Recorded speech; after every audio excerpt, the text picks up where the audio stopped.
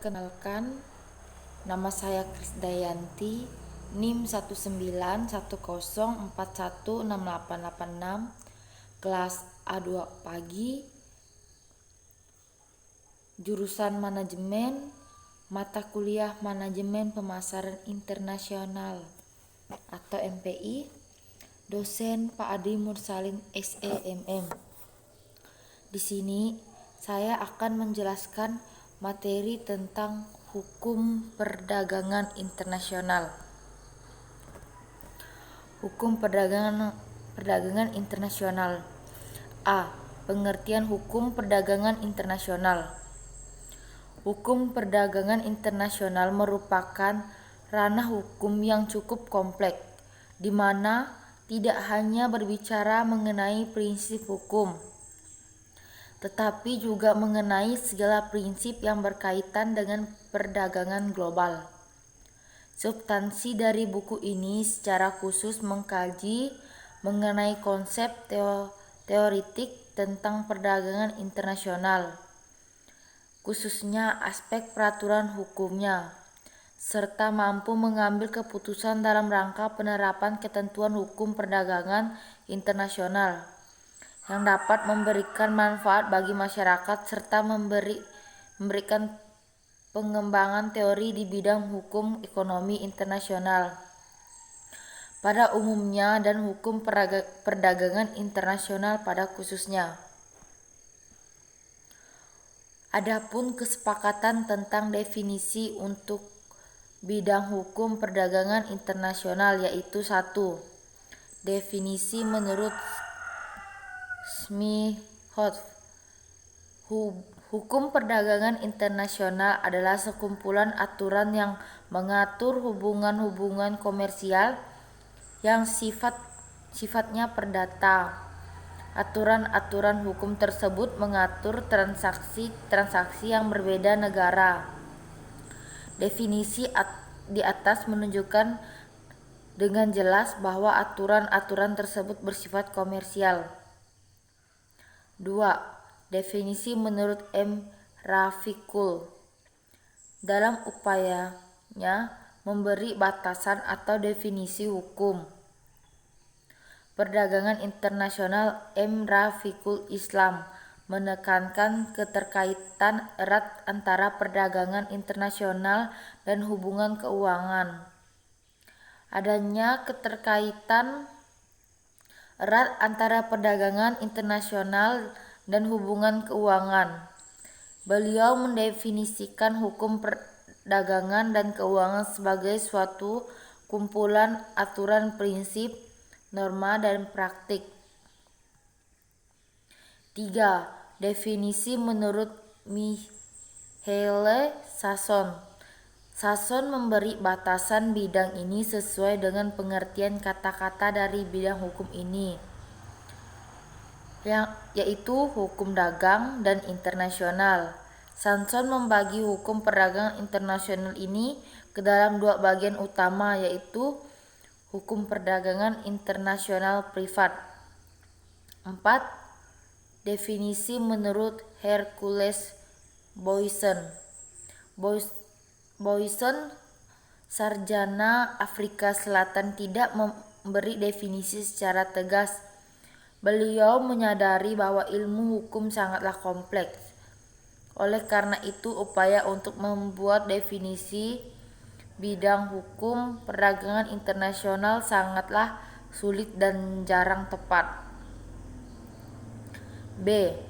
Asas, tujuan, dan ruang lingkup hukum perdagangan internasional. Asas hukum perdagangan internasional adalah internasional dalam kegiatan perdagangan internasional dikenal istilah kontrak dagang. Pembuatan kontrak dagang internasional ini didasarkan pada asas-asas hukum. Dengan demikian, maka kegiatan ekspor dan impor suatu negara bisa berjalan dengan tertib tanpa ada pihak yang dirugikan.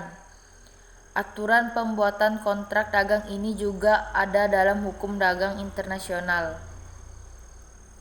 C. Tujuan hukum perdagangan internasional. Aturan ini dibuat dengan tujuan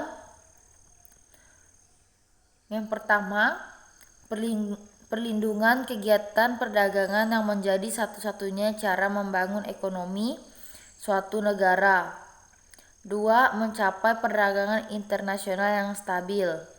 3. Menghindari kebijakan dan praktik perdagangan nasional yang merugikan negara lainnya. Keempat, negara volume perdagangan dunia. Kelima, menciptakan perdagangan yang menguntungkan bagi pembangunan ekonomi setiap negara. 6. Meningkatkan standar hidup kerja. 7. Memberi lebih banyak peluang lapangan kerja. 8. Mengembangkan sistem dagang multilateral yang menciptakan kebijakan perdagangan yang adil dan terbuka bagi semua negara. Yang terakhir, meningkatkan pemanfaatan dalam pemakaian sumber kekayaan dunia sehingga bisa meningkatkan transaksi jual beli. D. Ruang lingkup hukum perdagangan internasional. Hukum perdagangan internasional merupakan bidang hukum yang berkembang cepat. Ruang lingkup bidang hukum ini cukup luas.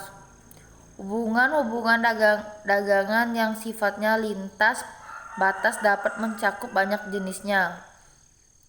Dari bentuknya yang sederhana, yaitu dari barter, jumlah beli barang atau komoditas, hingga hubungan atau transaksi dagang yang kompleks.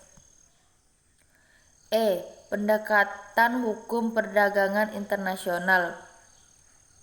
Luas bidang cangkupan dalam hukum perdagangan internasional membuat cangkupan yang dikajinya sulit untuk dapat tumpang tindih dengan bidang-bidang lainnya.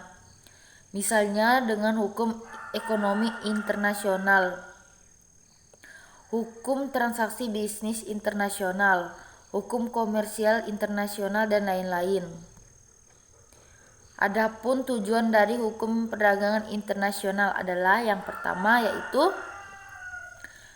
untuk mencapai perdagangan internasional yang stabil dan menghindari kebijakan-kebijakan dan praktik-praktik perdagangan nasional yang merugikan negara lain. 2. Untuk meningkatkan volume perdagangan dunia dengan menciptakan perdagangan yang menarik dan menguntungkan bagi pembangunan ekonomi semua negara.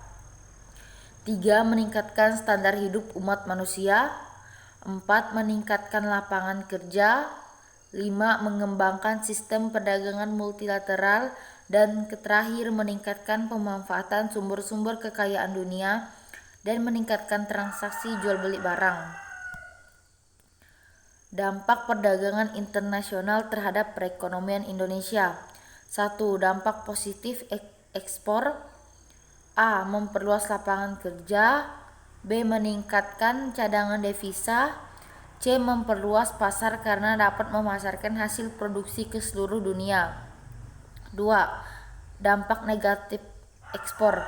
A. Menimbulkan kelangkaan barang di dalam negara. B. Menyebabkan eksploitasi besar-besaran sumber daya alam. Misalnya, ekspor barang tambang telah menyebabkan semakin tipisnya cadangan bahan tambang dan menimbulkan kerusakan alam atau lingkungan. 3. Dampak positif impor. A. Meningkatkan kesejahteraan konsumen karena masyarakat Indonesia dapat menggunakan barang-barang yang tidak terdapat di dalam negeri. B. Meningkatkan industri dalam negeri, terutama yang bahan bakunya berasal dari luar negeri. C. Dengan adanya impor memungkinkan terjadinya ahli teknologi modern untuk mengurangi ketertinggalan kita dengan bangsa yang sudah maju. 4. Dampak negatif impor. A. Menciptakan pesaing bagi industri dalam negeri. B. Menciptakan pengangguran, artinya kita telah kehilangan kesempatan untuk membuka lapangan kerja. C.